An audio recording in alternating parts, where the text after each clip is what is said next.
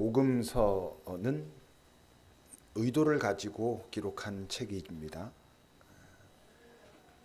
예수가 어떤 분이신가 하는 것을 잘 전하기 위해서 예수에게 관심이 있는 사람들에게 전하려고 기록해 놓은 책이 이 복음서입니다. 그러니까 요한복음의 저자인 요한이 어떤 의도가 있는 것이죠.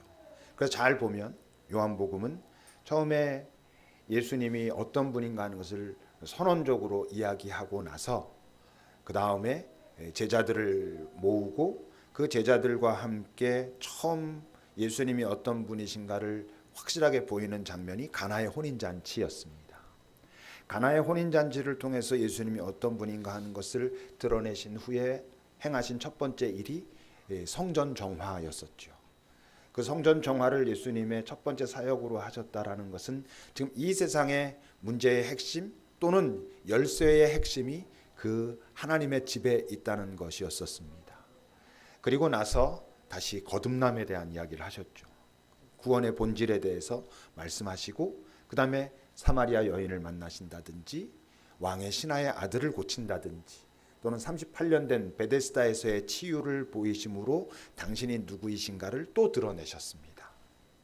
그리고 나서 이제 오늘은 또다시 예수님이 이 땅에 왜 오셨는지 그분이 하려고 하시는 일이 구체적으로 무엇인지를 또 설명합니다.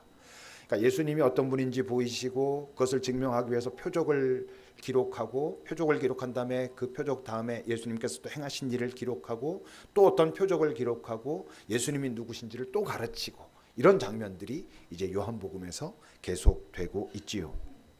오늘 본문은 이렇게 시작합니다. 그러므로라고.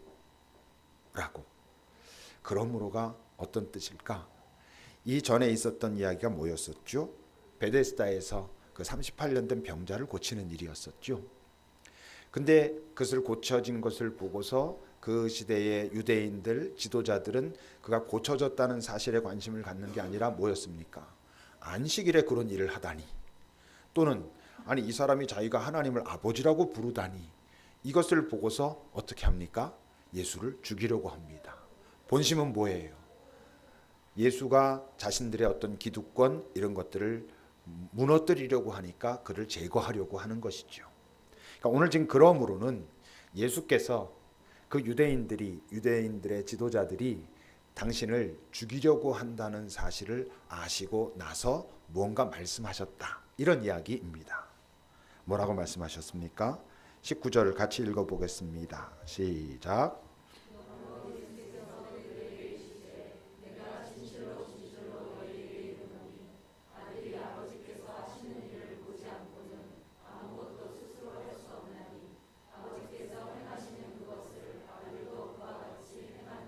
그러니까 자기를 죽이려고 하는 사람들이, 그 지도자들이 그런다는 것을 알고서 예수님께서 탄식하듯이 내가 지금 하고 있는 이 일은 내 마음대로 하는 게 아니고 아버지의 뜻 안에서, 그리고 아버지께서 행하신 것과 같은 일을 내가 지금 행하고 있다, 이런 말씀을 이제 시작하시는 거지요.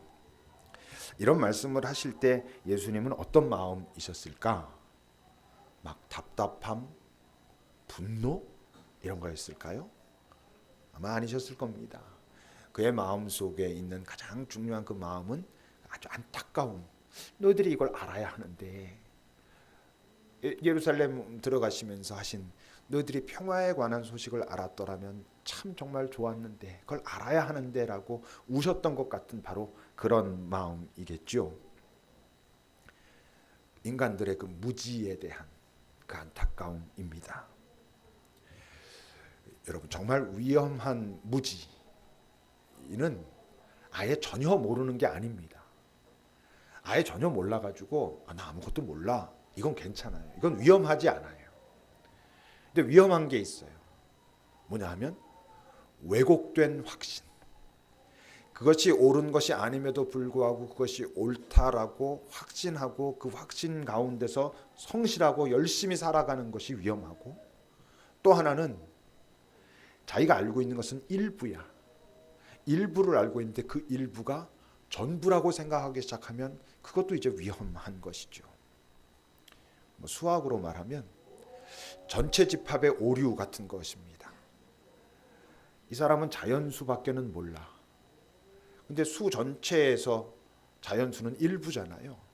방정식을 풀었더니 답이 1과 마이너스 3이 나왔어. 그 사람에게 마이너스 3은 답이 될 수 없어. 왜? 그는 자연수밖에는 모르거든. 그러니까 1만 답이지 마이너스 3은 말이 안 돼.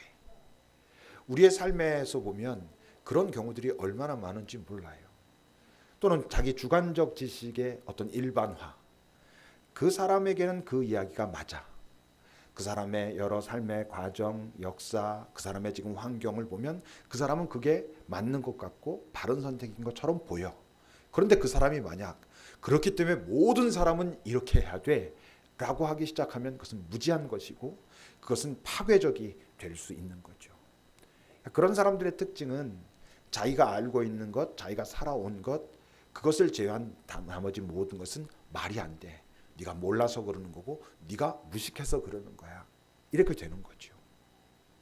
여러분, 예수님께서 너희들이 평화에 관한 소식을 알았어야 했는데 라고 탄식하셨을 때 그들은 뭐라 그랬을 것 같아요? 아, 그래요? 평화가 과연 무엇입니까? 이랬겠습니까? 아닙니다. 예수께서 너희들이 평화에 관한 소식을 알았어야 했는데 알아야 하는데 라고 말씀하실 때 그들은 야 이놈아 우리가 모르긴 뭘 몰라 그러죠. 오히려 지금 네가 우리 평화를 깨뜨리고 있잖아 라고 말했을 거예요. 그들이 나름대로 생각하고 있는 평화가 있었던 것이죠. 근데 예수가 말하고 있는 평화를 그들은 이해할 수도 받아들일 수도 없는 거예요. 그러니까 그들은 예수가 말하고 있는 평화를 자기들이 모른다라고 생각하는 게 아니라 네가 지금 헛소리를 하고 있다라고 생각하고 있는 것이죠. 그러니까 여러분, 우리가 예수를 믿는, 하나님을 믿는 사람들이잖아요. 하나님을 믿는다는 건 어디에 열려 있다는 걸 말하냐면 기존에 내가 가지고 있던 지식, 기존에 내가 가지고 왔던 삶의 경험, 기존에 내가 이것이 옳다고 생각했던 나름대로의 합리성, 논리, 그것이 언제든지 깨질 수 있다는 데 나를 열어두지 않으면 하나님께서 오늘 이 순간 내게 새롭게 시작하려고 하는 어떤 일을 아니면 이 시대에 하고자 하시는 어떤 일을 받아들일 수가 없게 되는 것이죠. 여러분, 한국 교회에 지금 나타나고 있는 이런 모습들에 굉장히 중요한 요인이 뭐였어요? 자기네들이 처음 하나님을 배울 때, 자기네들이 처음 교회란 이런 것이야, 믿음이란 이런 것이야, 기도란 이런 것이야 라고 배웠던 그것이 끝까지 그것이 전부고 그것이 옳고 그렇게 생각하니까 문제가 이제 발생하는 것이죠. 20절을 여러분 보십시오. 함께 읽어보겠습니다. 20절입니다. 아버지께서 이들을 사랑하사 자기가 행하시는 것을 다 아들에게 보이시고 또 그보다 더 큰 일을 보이사 너희로 놀랍게 여기게 하시리라. 오늘 본문은 우리 이 자막에는 그냥 같은 색으로 나오는데 오늘 본문은 전부 예수님의 직접 하신 말씀입니다.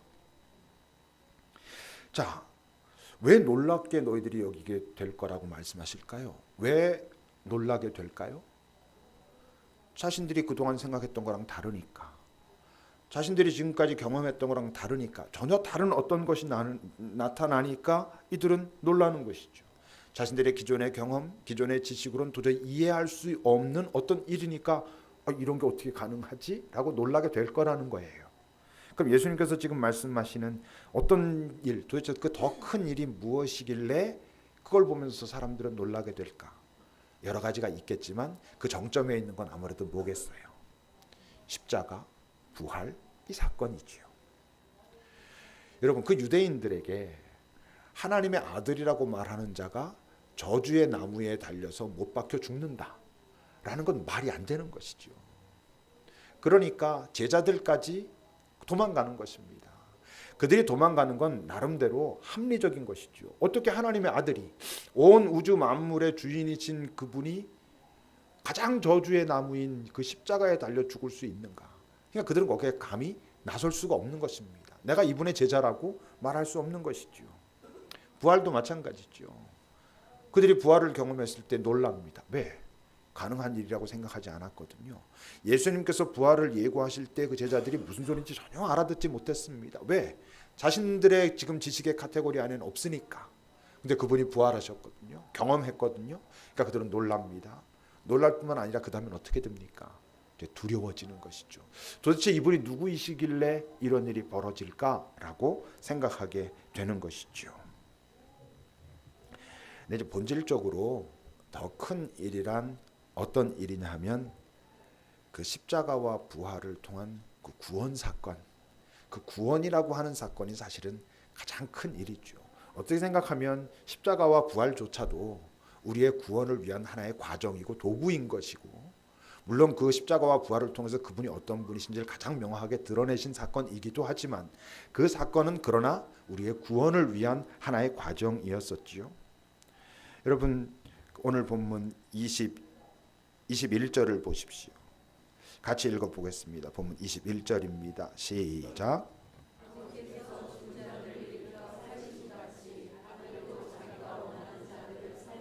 자기가 원하는 자들을 살리시는 어떤 사건. 이제 언뜻 우리가 보면 결국 자기가 원하는 자들만 살리고 원하지 않는 자들은 그러면 안 살린다는 거네 라고 생각할 수도 있지만, 다시 말하면 편해고 다 예정돼 있고 이런 게 아닌가라고 생각할 수도 있지만, 여러분 24절을 봅시다. 24절 함께 읽겠습니다. 시작.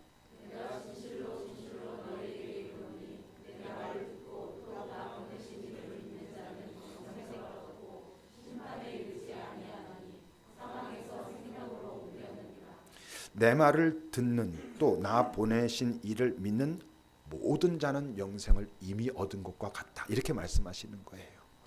그러니까 예수님께서 위에서 자기가 원하는 자들을, 내가 원하는 자들을 살린다라는 것은 내가 선택한다 이런 뜻이라기보단 오히려 거꾸로 뭐예요? 나를 선택하는 모든 자들을 내가 그들을 살린다. 나는 모든 자들을 원하고 나를 선택하는 자들을 살릴 것이다. 이렇게 말씀하시는 것과 같아요. 그 뒤에 여러분 6장 37절을 보십시오. 함께 읽어보겠습니다. 시작.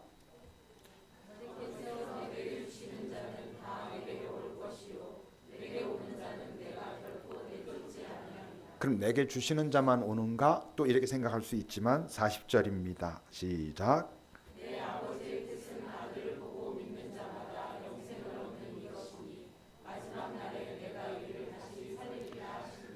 아들을 보고 믿는 모든 자가 영생을 얻는 그것이다 라고 말씀하시는 거니까, 아버지도 모든 자들이 예수를 통해서 영원한 생명, 영생, 하나님의 생명을 다시 회복하기를 원한다라고 말씀하시는 거예요.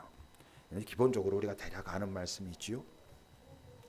근데 이제 예수님의 말씀을 여러분 잘 살펴보면요, 예수님이 구원에 대한 말씀을 하실 때마다 항상 같이 등장하는, 전제하는 게 있어요.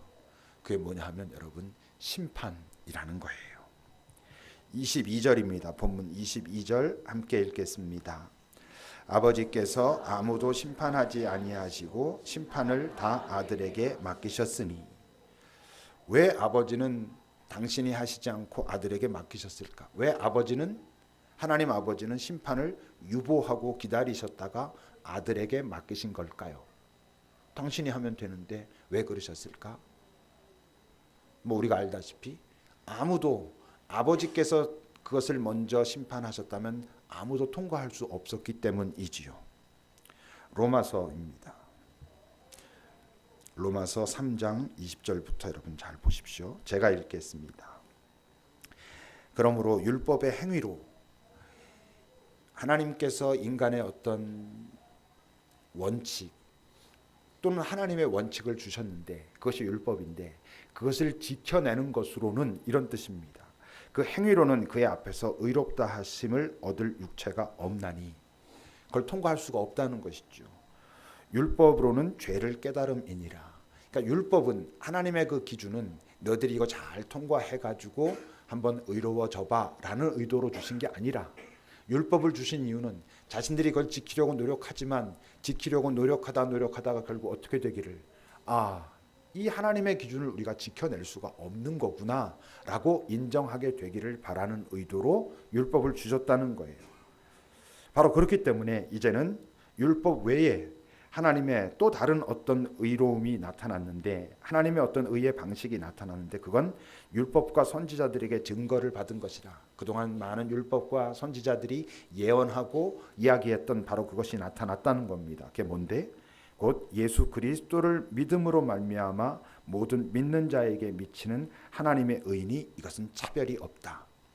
첫 번째는 이 율법을 한번 지켜보라고, 너희들이 이거 지킬 수 없을 거라고 주셨고, 그것을 알지 못하니까 아무도 하나님의 그 율법을 가지고 하는 심판으로는 아무도 통과할 수 없으니까 예수를 이 땅에 보내셔가지고 새로운 어떤 하나님의 구원의 방법을 사용하셨다는 것이죠.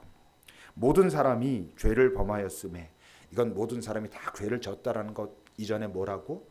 죄인, 하나님의 생명, 그것이 없어졌기 때문에 죄인으로 죄를 질 수밖에 없는 존재로 지금 태어났는데, 바로 그렇기 때문에 하나님의 영광에 이르지 못하였었는데, 예수 안에 있는 속량, 속량이란 구원, 해방 이런 뜻입니다.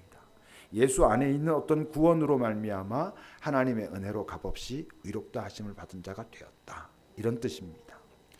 예수 안에 뭐가 있는데, 도대체 예수 안에 무엇이 있기에 그 안에 있는 그것 때문에 우리가 다 구원을 얻을 수 있었을까? 본문 26절입니다. 함께 읽어봅시다. 본문 26절 시작.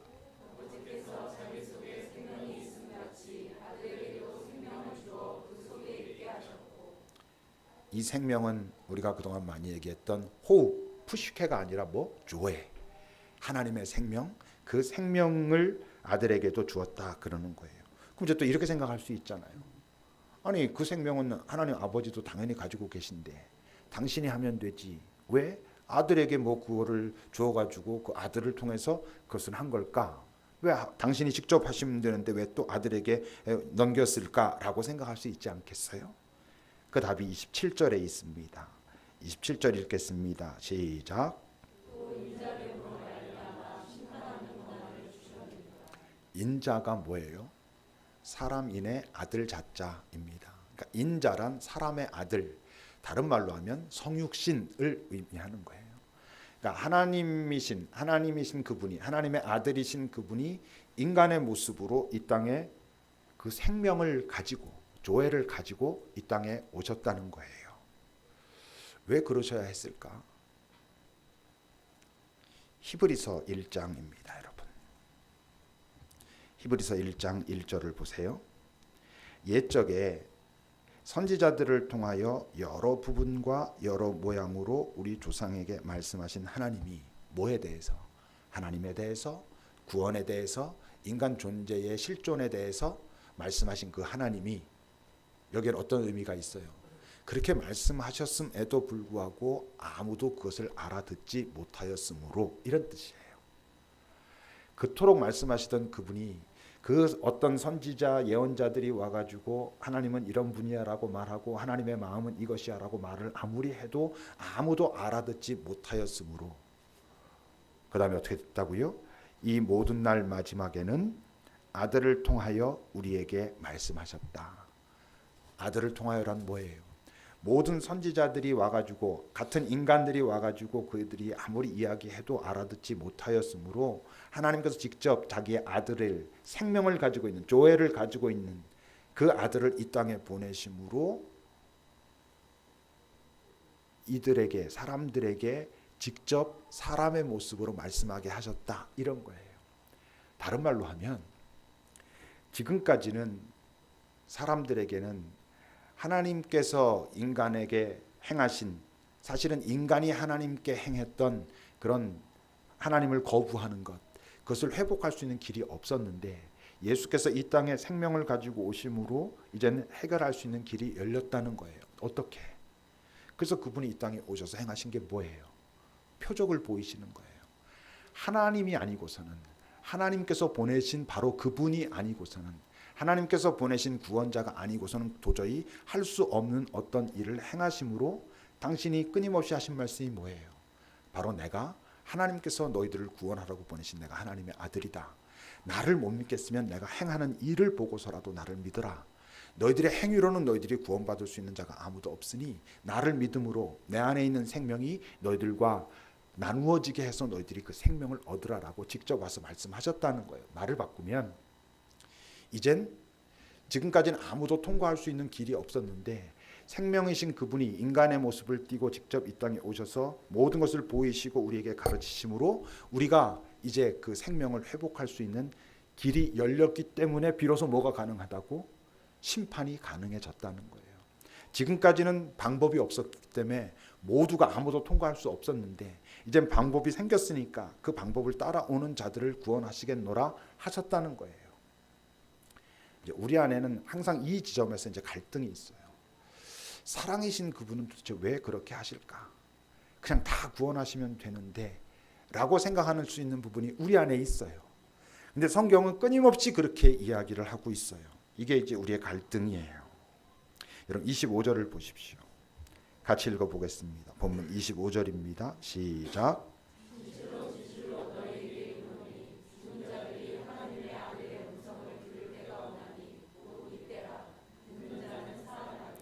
여기서 죽은 자들이란 우리가 지금 보통 생각하는 정말 이렇게 이 땅에서 죽어서 장례를 치른 사람들을 말하는 게 아니에요.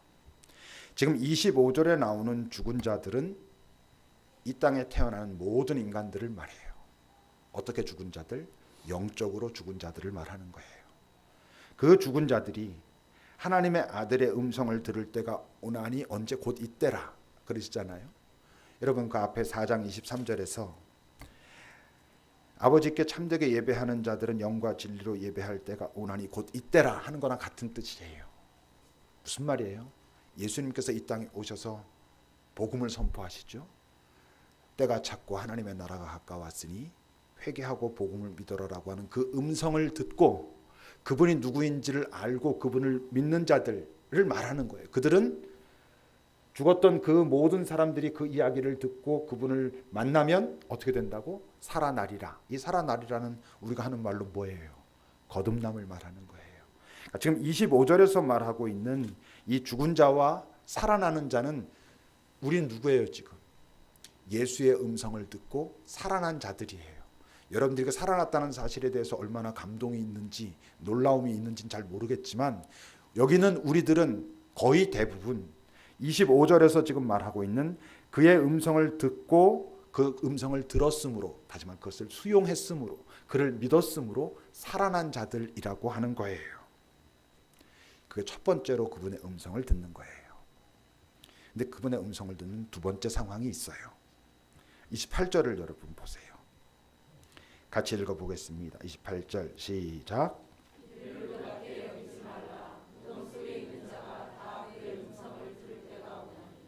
이건 앞에 있는 얘기랑 다른 얘기예요. 앞에서 죽은 자가 그의 음성을 듣고 들으면 살아나리라 한 건 이 땅에 있는 우리들한테 하는 얘기고 그래서 우리는 죽었던 자지만 그의 음성을 듣고 살아난 자들 여기에 있는 자들이에요. 지금 28절에서 말씀하고 있는 무덤 속에 있는 자라는 건 뭐예요? 인간 또는 역사의 마지막 날 종말 때의 심판을 말하는 거예요. 그때는 모든 자들이 믿었던 자들이건 믿지 않는 자들이건 다 그분의 심판 앞에 다시 서게 될 거라는 거예요. 그러니까 앞에서 그의 음성을 듣는 것과 두 번째 그의 음성을 듣는 건 달라요. 첫 번째 듣는 그의 음성은 뭐냐면 때가 찼고 하나님의 나라가 가까이 왔으니 회개하고 복음을 믿으라고 하는 복음의 음성을 듣는 거예요. 그걸 받아들이느냐 받아들이지 않느냐에 따라서 어떻게 된다는 거냐면 두 번째 음성을 들을 때가 오는데 그때는 심판의 때라고 하는 거예요. 그때가 언젠지는 사실 잘 모르겠어요. 이건 신학적으로도 이제 여러 가지 이야기가 있어요. 그럼 과연 인간이 호흡이 끊어지고 만약에 제가 오늘 이 순간 죽고 그러면 심판의 때라는 것은 바로 내가 죽자마자 심판이 있는 것인지 아니면 어느 순간 동안 나는 어떤 상태에 있는 것인지 이건 이제 신학적으로 여러 이야기가 있지만 정확한 얘기가 어디 있겠어요. 경험해보지 않았는데 그러나 중요한 게 있어요. 그게 있다는 거예요. 두 번째 심판이 무서운 것이죠. 더 왜? 두 번째 주님의 음성을 듣는 그 순간에는 돌이킬 수가 없다는 거예요. 우리가 예수의 음성을 들어요. 처음에 복음을 믿어라, 예수를 믿어라. 나 됐어, 안 믿었어. 그래도 우리의 삶에 이런 우리가 이 땅에 아직 살아있는 한 어떤 삶의 여정 속에서 내가 다시 어떤 계기를 통해서 그의 음성을 듣고 나는 죽었었지만 살아날 수 있어요. 근데 두 번째 음성은 성경에서 오늘 말하고 있는 두 번째 음성은 마지막 날 모두가 무덤 속에 다시 말해서 이 세상의 종말의 그 자리에서 개인의 종말이건 역사의 종말이건 그 자리에서 그 심판자 앞에 설 순간이 온다는 거예요. 그 심판이란 어떤 모습일까? 29절입니다. 함께 읽어봅시다. 시작. 하나님을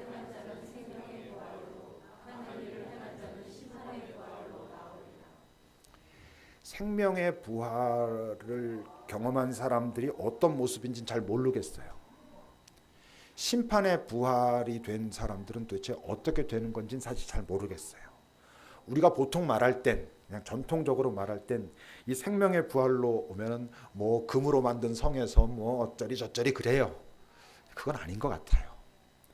심판의 부활이란 소위 말해서 지옥불에 떨어진다고 그동안 전통적으로 하던 바로 그 이야기예요.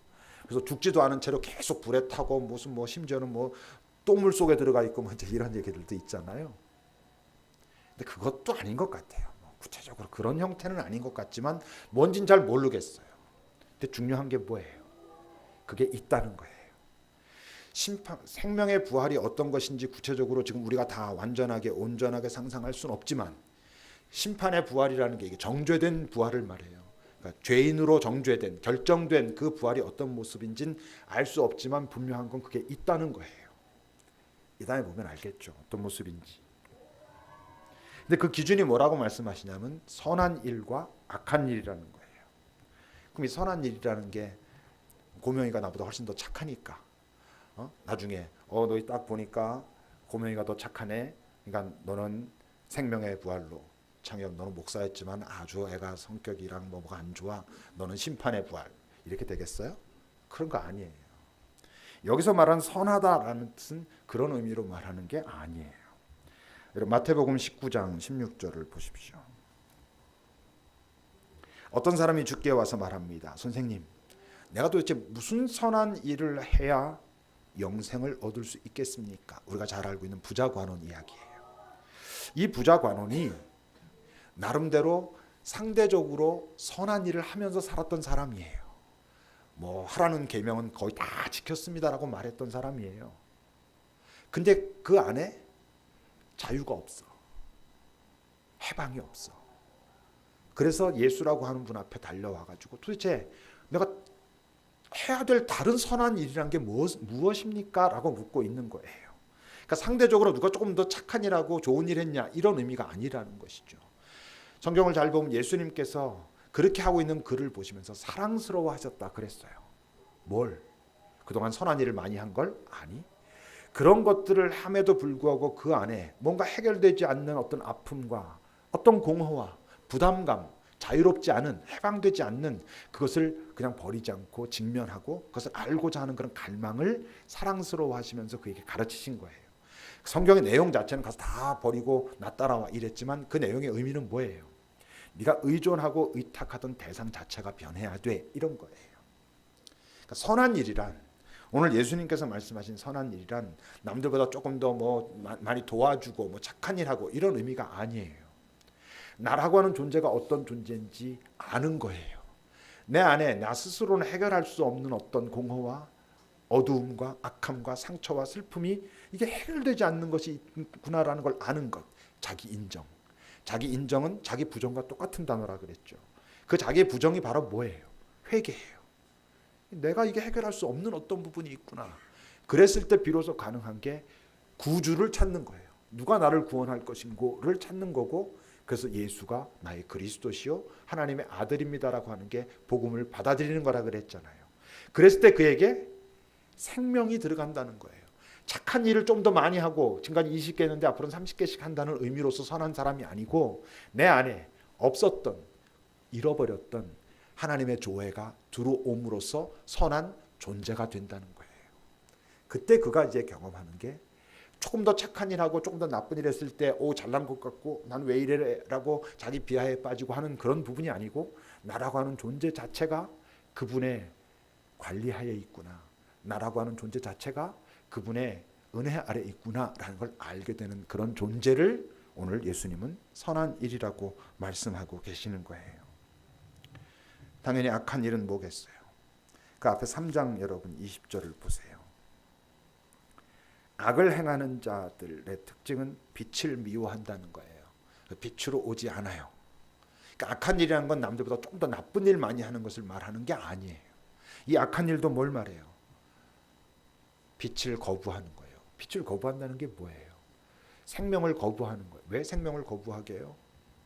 내가 하나님이라고 여전히 믿고 있기 때문인 거예요. 내가 하나님이고 구원자는 필요 없어. 내 인생은 내가 책임질 거야. 얼마든지 책임질 수 있어 라고 말하고 있는 거예요. 그 사람이 이 세상에서 볼 때는 착한 일 많이 하고 있는 사람일 수도 있지요. 근데 그걸로는 안 된다는 거예요. 부자 관원을 통해서 보여주고 계신 것은 바로 그 내용을 이야기하고 계세요. 착한 일을 많이 하는 것으로, 그것으로 자기 만족에 빠지고 자기 최면에 빠질 수는 있을지언정 그 존재 자체가 진짜 그 평화의 존재가 될 수는 없다는 거예요. 왜? 여전히 그의 안에 조회, 생명은 없기 때문에 그렇다는 거예요. 그래서 전에도 말씀드렸지만 모든 인간은 두 번 태어나고 한 번 죽든지 한 번 태어나고 두 번 죽든지 한다 그랬죠. 우리 모두는 이 땅에서 그냥 한 번 다 태어나요. 그 태어나고 이 땅에서 살아가는 동안 예수를 만나고 그를 만나서 내가 그를 인정하고 믿고 받아들였을 때 우린 거듭나요. 두 번째 태어나요. 두 번 태어난 사람은 이 땅에서 나의 호흡이 끊어지는 그 한 번 죽어요. 그리고 나서는 영생의 존재로 사는 거예요. 그 영생의 존재로 산다는 것은 우리의 언어고 그게 실제적으로 어떤 모습인지는 잘 모르지만 어쨌건 영생의 존재가 된다는 거예요. 우리가 한 번 태어나요. 한 번 태어나고 예수를 받아들이지 않아요. 여전히 내가 나의 주인인 것으로 내가 나 혼자서 잘 살 수 있다라고 생각하고 살아요. 한 번 태어났어요. 이 땅에 호흡이 끊어져요. 한 번 죽어요. 그리고 그 어떤 마지막 날 그는 영원히 죽는다는 거예요. 사실 이렇게 말하지만 그게 구체적으로 어떤 모습인지 전 모르겠어요. 근데 분명한 게 있어요. 그렇다는 거예요. 생명의 부활이 있고 심판의 부활이 있대요. 첫 번째 예수의 음성을 듣고 그를 받아들일 수 있는 기회가 열린 우리들이 있고 그래서 받아들인 우리, 지금 사망에서 생명으로 이미 옮겨져 있는 우리가 있고 그것을 받아들이지 않았기 때문에 마지막 날 심판의 그 부활, 영원한 죽음 속에 거하게 되는 어떤 상황들이 있대요. 그러니까 여러분들이 이 땅에서 그것을 경험하셔야 돼요. 요즘은 또 역으로 많이 잊혀진 단어가 있어요. 소위 그 구원의 감격이라는 거예요. 이 다음에 만약에 여러분 이런 표현이 이게 적당한 표현일지 모르지만 성경의 말씀이 사실이라고 한번 우리 가정해 봅시다. 사실이라고 가정하고 우리 모두가 지금 이게 벌써 그러면 이게 생명을 얻은 거야? 나중에 우리가 이렇게 알게 됐어. 여러분 얼마나 다행이겠어요. 얼마나 놀라겠어요. 정말 두 번째 심판의 자리에서 우리가 생명의 부활로 살아났을 때 모든 것이 너무나 명확해졌을 때 목사가 설교하면서 지금 확실한 게 하나도 없잖아요. 분명히 여러분들한테 말씀해 줄 수 있는 게 아무것도 없는 그런 무력한 지금 존재잖아요. 그다음에 이 다음에 어떤 순간 우리가 대면하여 그분을 볼 수 있게 된다 그랬어요. 그래서 모든 것 실체를 확 알게 됐을 때, 야, 내가 이 땅에서 예수를 믿었다는 게 이런 거야? 그 예수를 믿지 않는다는 건 이런 거야? 이건 너무나 분명하게 그때는 알게 되겠지만, 여러분 이 땅에 살면서도요, 예수 그분과의 친밀한 관계를 잘 경험하고 깊이 들어가다 보면 우리가 잊고 있었던 그 구원의 감격이 새로워지게 돼 있어요. 아, 그분이 아니었으면 내가 정말 안 되는 존재였구나. 그리고 안 되는 존재구나. 그분이 지금도 나를 사랑하시고 나와 함께하고 계시기 때문에 내가 좀 이렇게 살아있구나. 그 구원의 감격은 필히 뭐랑 연결된다고요? 그게 감사랑 연결된다고요. 그 감사의 에너지로 이 땅을 살아가는 거예요. 어떤 뉴스에서 지난주 중에 그걸 봤어요. 사람에게 이 감사의 마음이 올라오면 뇌 자체의 어떤 움직임이 달라진대요. 더군다나 여러분 그 감사가 하나님과 닿아서 만들어진 어떤 감사라면 우리 존재가 어떻게 되겠어요? 이 땅에 우리의 상황이 다 만만치 않지만 그 상황을 넉넉히 이겨낼 수 있는, 그래서 하나님을 깊이 경험하고 이 땅을 살아가는 사람들이 하는 이야기가 이겨낼 수 있다는 거예요. 내겐 문제가 없다는 게 아니에요. 그 문제가 있음에도 불구하고 내가 그분과 함께 넉넉히 이겨낼 수 있다라고 말하는 거예요. 사도 바울 같은 사람 내가 오히려 약할 때 강함이었다라고 말하는 거예요. 내가 아무것도 갖지 않은 것처럼 너희들이 지금 보이겠지만 내가 모든 것을 가졌다 이렇게 말하면서 사는 거예요. 지난주에도 말했지만 이건 정신 승리가 아니에요. 실제로 내 안에 어떤 감사의 에너지가 나를 그것을 실제로 살아내게 하는 거예요. 그게 우리가 표적이 되는 거예요. 그러니까 예수 믿는다는 사건이 뭘 의미한지를 알면 예수는 전하게 돼 있어요, 사실. 근데 한국 교회의 문제는 예수 믿었다는 그 사실과 예수 믿는 것이 가져다는 존재의 변화에 대한 깊은 성찰과 통찰이 없이 예수는 전해야 된다라고 하는 것에 세뇌되다 보니까 예수를 전하는 방식이 무례했던 거예요. 함부로 전하는 거죠. 근데 여러분, 우리가 예수를 깊이 만나고 그 예수와 깊이 교통하고 하게 돼서 거기에 대한 감사가 일어나면 예수는 전하게 돼 있어요. 다만 예수 믿으라고 함부로 말하는 게 아니라 내 삶 자체가 그들에게 표적이 되는 거예요. 도대체 너는 어떻게 그렇게 사는데? 라고 하는. 그래서 내 삶에 만난 그분과 그분과의 만남이 만들어낸 내 안에 어떤 변화와 이런 것들을 통해 가지고 그들이 나도 예수 믿게 해야 돼, 믿어야지 라고 하는 과정으로 오게 하는 것. 그게 지금 우리가 이 땅에 살아있는 아주 중요한 이유예요. 저는요, 예수 믿건 안 믿건 다 구원됐으면 좋겠어요. 저는요, 그럴 수도 있지 않을까라고 하는 생각도 일부분 있어요. 그분이 모든 인간을 만드셨으니까 그 인간이 당신을 거부했다 할지라도 본질적으로 사랑이신 그분은 이 땅에서 예수를 알지 못하기 때문에 그들은 의식도 하지 못하지만 겪고 있는 그 마음의 많은 탄식과 아픔이 사실 얼마나 커요. 그것까지도 하나님께서 불쌍히 여기시고 당신의 마지막 날은 다 구원하셨으면 좋겠다 또는 그러시지 않을까라고 하는 생각이 제게 있어요. 근데 제게 있지만 그렇게 말할 수는 없어요. 성경은 근데 그렇게 말하지 않아요.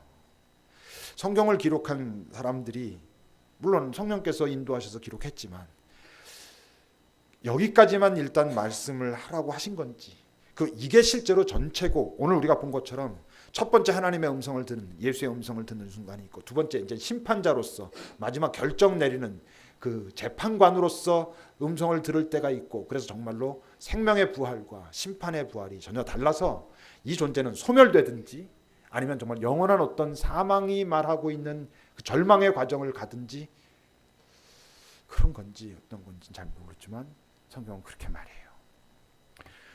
근데 제발 여기 있는 우리들은 이쪽에 자꾸 마음을 둘 필요가 없어요. 예수 믿었잖아요. 그래서 여러분 우리가 구원받은 자잖아요. 예수의 평화가 우리 안에 있는 자들이잖아요. 그 평화를 잘 찾고 누리세요. 그 평화를 갖고 사세요. 그러면 이 다음에 믿지 않는 자들이 될 수도 있고 안 될 수도 있고 있는 거기에 가능성에 자꾸 우리의 마음을 뺏기지 말고 믿었기 때문에 가능한 이 땅에서 누릴 수 있는 평화를 누리면서 사는 거죠. 우린 그냥 그렇게 사는 삶을 보고 사람들도 나도 그거 할래 좋으면 다 하겠지. 그걸 전 주님이 원하시는 것 같아요. 제발 이쪽은 좀 내버려 둬라. 너희들을 이것 때문에 그러면 어쩌고 저쩌고 말하지 말고 이것 때문에 즐거워하고 기뻐하고 감사하면서 이 땅을 참 귀하고 아름답게 살아보라고 틀림없이 말하실 거예요. 기도합시다.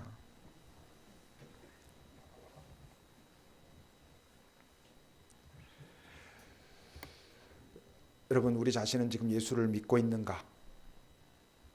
너무 어렵게 생각하지 마십시오, 여러분. 그냥 나라는 존재가 갖고 있는 그 연약함을 인정하고 당신이 나의 구주이십니다. 또는 구주이시기를 바랍니다. 나를 당신이 바로 온전케 하시는 그분이시기를 제가 바랍니다. 이게 바로 구원된 모습이에요. 여러분 그 마음으로 주님을 잠시 바라보면서 내게 그 감동을 주십시오. 그것 때문에 내가 기뻐할 수 있도록 도와주십시오. 라고 우리 잠시 주님 앞에 머물러 봅시다.